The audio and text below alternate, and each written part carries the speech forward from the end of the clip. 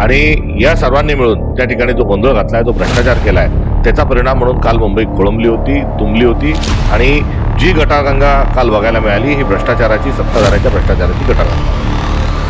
मुंबई महानगरपालिका गेल्या अनेक दिवसांपासून प्रशासकाच्या म्हणजे राज्य सरकारच्या अधीनस्थ आहे आणि मोठ्या कार्यकाळापासून एकनाथ शिंदेसाहेब हे नगरविकास विभागाचे मंत्री राहिलेले आहेत आणि मुख्यमंत्री देखील जे आहेत हे मुंबईच्या प्रशासनामध्ये सातत्याने त्या ठिकाणी ढवळाढवळ करत असतात. त्यांच्याच मर्जीतले अधिकारी हे त्या ठिकाणी ते पाठवत असतात आणि या सर्वांनी मिळून त्या ठिकाणी जो गोंधळ घातलाय, जो भ्रष्टाचार केलाय, त्याचा परिणाम म्हणून काल मुंबई खोळंबली होती, तुंबली होती आणि जी गटारगंगा काल बघायला मिळाली ही भ्रष्टाचाराची, सत्ताधाऱ्यांच्या भ्रष्टाचाराची गटारगंगा.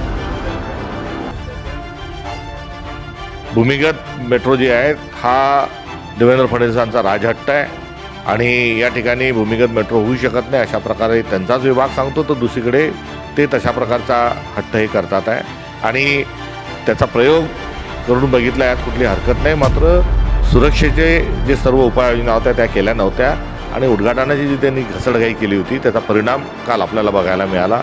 सुदैवाने दिवसा घडलेली घटना असल्यामुळे आणि त्या ठिकाणी प्रवासी नसल्यामुळे मोठं संकट टळलं. नाही तर हॉलिवूड पिक्चरमध्ये जशा पद्धतीने संकट येतात तसंच काल मुंबईमध्ये होण्याची स्थिती निर्माण झाली होती.